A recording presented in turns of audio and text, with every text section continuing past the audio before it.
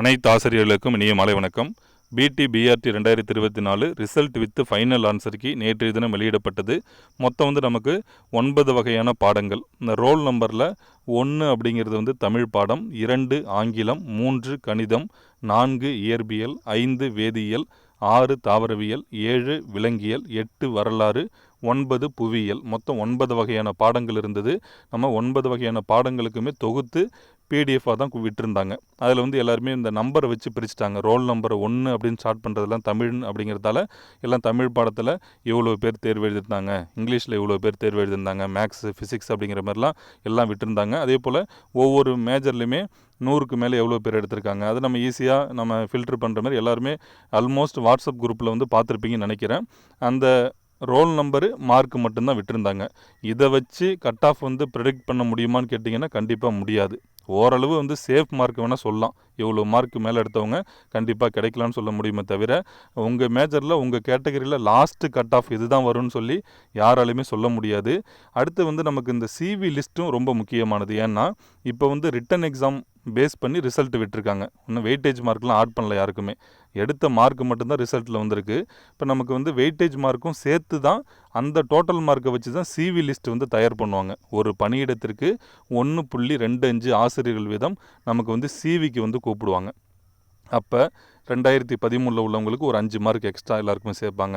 2017க்கு 3 மதிப்பெண்கள். இப்போ கடைசியாக தேர்ச்சி பெற்றவங்களுக்கு 0.5 மதிப்பெண்கள். அப்போ இதெல்லாம் பார்க்கும்போது மாறும் எல்லாமே, சரிங்களா? அதனால் கட் ஆஃபை பொறுத்த வரைக்கும் கடைசி கட் ஆஃப் உங்கள் மேஜரில் இதுதான் அப்படின்னு யாராலையுமே சொல்ல முடியாது. ஏன்னா இப்போ ரோல் நம்பரும் மார்க் மட்டும்தான் இருக்குது. என்ன கேட்டகரி, மேலா ஃபீமேலா அப்படிங்கிறது எதுவுமே நம்மளுக்கு தெரியல. அதனால் நீங்கள் நம்பிக்கையோடு இருக்கலாம். சிவி லிஸ்ட்டு விடுற வரைக்கும் எல்லாருமே வெயிட் பண்ணி பார்க்கலாம். சிவி லிஸ்ட்டு விட்டாங்கன்னா நம்மளுக்கு ஆல்மோஸ்ட் தெரிஞ்சிடும். நமக்கு கிடைக்குமா கிடைக்காதா அப்படிங்கிற தகவல் தெரியும். அது வரைக்கும் லாஸ்ட்டு கட் ஆஃப் இவ்வளவு தான் வரும்னு சொல்கிறத என்னால் ஏற்றுக்கொள்ள முடியாது. எல்லாருமே நம்பிக்கையோடு இருங்க, நல்ல மதிப்பெண்கள் எடுத்தவங்கலாம். இப்போ நமக்கு சிவி லிஸ்ட்டு எப்படி வெளியிடுவாங்க அப்படிங்கிறது ஒரு மாதிரி எது பார்க்கலாம். பாருங்கள். அதில் முதல்ல உங்களுடைய ரெஜிஸ்டர் நம்பர் வரும், சீரியல் நம்பர் கொடுத்துருவாங்க. ஒவ்வொரு மேஜருக்கும் தனித்தனியாக கொடுப்பாங்க. இப்போ தமிழ் அப்படின்னா தமிழுக்கு தனியாக இந்த 1:1.25 ரேஷியோவில் சிவி லிஸ்ட்டுக்கு யார் யாரெல்லாம் செலெக்ஷன் ஆகிருக்காங்களோ அவங்க பேர் பட்டியல் வெளியிடுவாங்க. சீரியல் நம்பரு, ரெஜிஸ்டர் நம்பர் இருக்கும், roll number, name of the candidate, முக்கியமாக டேட் ஆஃப் பர்த். ஏன் டேட் ஆஃப் பர்த் அப்படின்னா சேம் மார்க்கில் இருந்தாங்கன்னா அடுத்து ஃபில்ட்ரு பண்ணும்போது டேட் ஆஃப் பர்த் அடிப்படையில் தான் நமக்கு ஃபில்ட்ரு பண்ணுவாங்க. Name of the candidate, date of birth, அதுக்கப்புறம் ஜெண்டர், கம்யூனிட்டி கொடுத்துருவாங்க.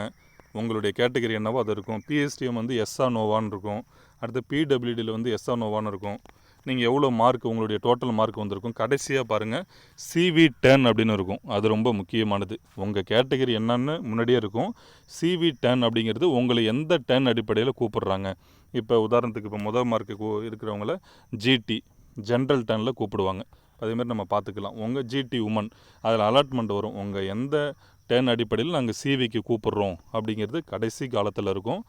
ஜிடியா, ஜிடி உமனா, BC woman, MBC woman, MBC SC woman, SC Tamil medium, எல்லா கேட்டகரியிலும் நம்ம சிவி 10ல் தெரிஞ்சுக்கலாம். உங்களை எந்த 10 அடிப்படையில் நாங்கள் கூப்பிட்ருக்கோம் அப்படிங்கிறது எல்லாமே தெளிவாக இருக்கும். அதே போல் ஒவ்வொரு மேஜருக்கும் கம்யூனிட்டி வைஸ் எல்லாத்தையுமே 1:1.25 ஒரு பணியிடத்திற்கு 1.25 ஆசிரியர்கள் வீதம் கூப்பிடுவாங்க. சரிங்களா? 4 பேர் தேவைன்னா 5 பேர் அந்த ஒரே மார்க்கில் இருந்தாலும் கண்டிப்பாக எல்லாருமே கூப்பிட்டு தான் அங்கே எல்லாருமே ஃபில்ட்ரு பண்ணுவாங்க.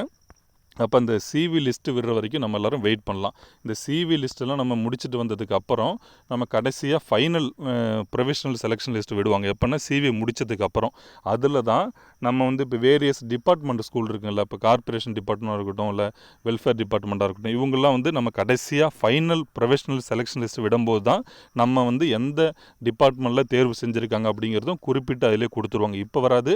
ஃபைனல் ப்ரொஃபஷனல் செலெக்ஷன் லிஸ்ட்டு விடும்போது நம்மளுடைய எந்த டிபார்ட்மெண்ட் ஸ்கூலுக்கு நம்ம தேர்வாகிருக்கோம் அப்படிங்கிறது, ஏன்னா அதில் உள்ள வேக்கண்ட் எல்லாம் சேர்த்து தான் இப்போ நமக்கு சிவிக்கு கூப்பிடுவாங்க. சரிங்களா? அதனால் எல்லாருமே நம்பிக்கையோடு இருங்க. அடுத்து வந்து இந்த சிவி லிஸ்ட் வந்து எப்போ வெளியிடுவாங்கன்னு பார்த்தோம்னா, அதிகபட்சம் நமக்கு வந்து இதற்கு முன்னாடிலாம் 2 வாரத்துக்குள்ளார விட்டுருக்காங்க. இப்போ இது ஆல்மோஸ்ட் எல்லாமே ரெடி பண்ணி தான் வச்சுருப்பாங்க.